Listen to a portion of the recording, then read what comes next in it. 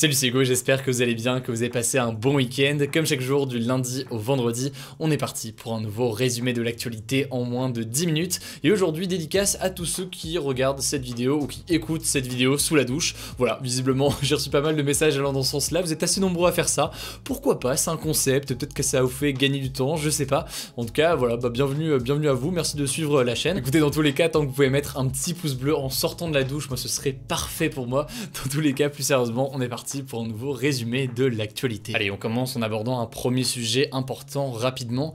Joe Biden est le premier président américain à reconnaître le génocide arménien, un génocide qui a causé la mort de plus d'1,5 million de personnes il y a une centaine d'années. Bon, remettons un peu dans le contexte pour bien comprendre de quoi on parle. Entre avril 1915 et juillet 1916, 1,5 million d'Arméniens qui vivaient au sein de l'Empire ottoman, devenu donc par la suite la Turquie, ont été massacrés par le gouvernement du parti politique Jeune Turc au pouvoir à l'époque. Ce génocide s'inscrit dans un contexte de rejet des Arméniens, cette minorité chrétienne au sein d'un empire musulman qu'était l'Empire ottoman, un rejet qui a été d'ailleurs accéléré par l'arrivée des Jeunes Turcs au pouvoir et qui a donc mené à ce massacre. Chaque 24 avril, de très nombreux pays du monde rendent hommage aux victimes de ces atrocités, mais cette année donc il y a eu un changement majeur. Pour la première fois, les États-Unis ont utilisé le terme de génocide pour qualifier ce qu'il s'est passé. En l'occurrence, c'est un terme fort puisque on entend par génocide le massacre systématique d'un groupe d'humains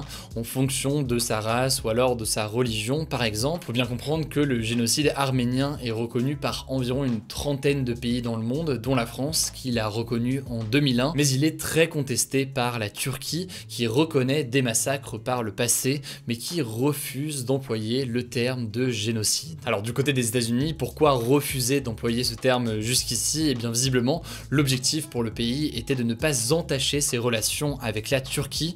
La Turquie fait partie de l'OTAN, une organisation politico-militaire menée par les Américains, et donc les deux pays faisaient plutôt figure d'alliés. Bon, faut quand même noter que Joe Biden est resté très prudent, il a fait cette déclaration par communiqué, il n'y a pas eu un grand discours, etc.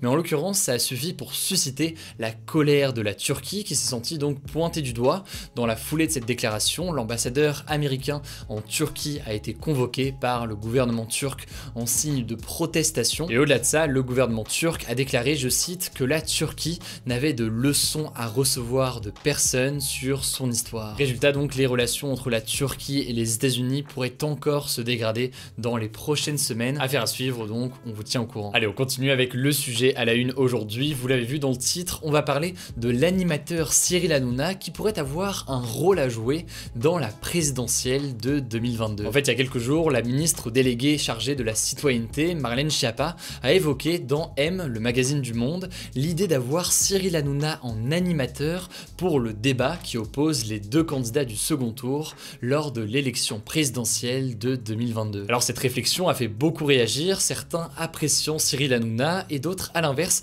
l'aimant moins ou n'aimant pas son émission Touche pas mon poste, notamment à cause de dérapages qui ont pu s'y produire, des dérapages qui ont mené à des sanctions par le gendarme de la télévision, le CSA. Mais alors pourquoi est-ce que Cyril Hanouna pourrait jouer un rôle dans cette élection? Déjà la première raison, faut savoir que Cyril Hanouna pèse beaucoup puisqu'il réunit quand même plus d'1 million de personnes sur son émission Touche pas à mon poste. Et puis au-delà de ça, c'est un public qui est plutôt jeune puisque c'est une moyenne d'âge de moins de 40 ans. Moins de 40 ans pour la télévision, c'est jeune en l'occurrence. Et au-delà de ça, il y a les rediffusions sur YouTube, etc.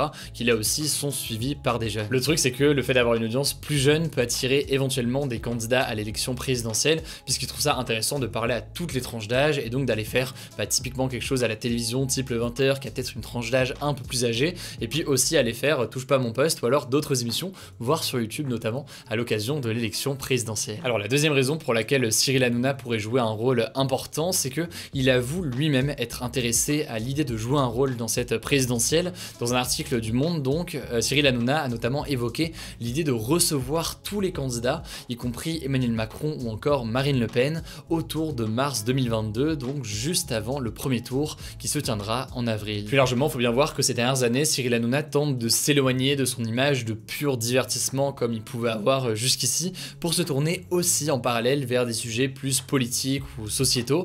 Il a notamment créé sa nouvelle émission Balance ton poste il y a quelques temps, et il est considéré comme l'un des premiers à avoir donné donné la parole au mouvement des Gilets jaunes dans cette émission justement. Enfin, d'après certaines rumeurs, Cyril Hanouna pourrait même jouer un rôle en tant que candidat, pas forcément pour cette élection, mais pourquoi pas pour les suivantes. C'est en tout cas une rumeur qui revient souvent. Il y a aussi le parallèle avec Coluche qui est fait parfois en 1981. Alors selon le média Capital, l'animateur a protégé la marque Hanouna 2022, pas forcément pour se présenter, mais simplement pour éviter que quelqu'un d'autre utilise cette marque et ce nom de domaine. Reste à savoir donc comment est-ce que Cyril Hanouna va se placer dans cette future élection. J'ai l'impression d'avoir dit 50 fois Cyril Hanouna dans cette actu et en même temps c'est normal, ça parle de lui. Bref, on verra donc ce qu'il en est dans les prochaines semaines. Allez, c'est l'heure d'un résumé de l'actualité en bref et on commence avec cette première actu rapidement. Emmanuel Macron a déclaré aujourd'hui que le gouvernement réfléchissait à repousser l'heure du couvre-feu car, je cite, 19h c'est trop tôt, mais pour autant il ne compte pas le supprimer pour le moment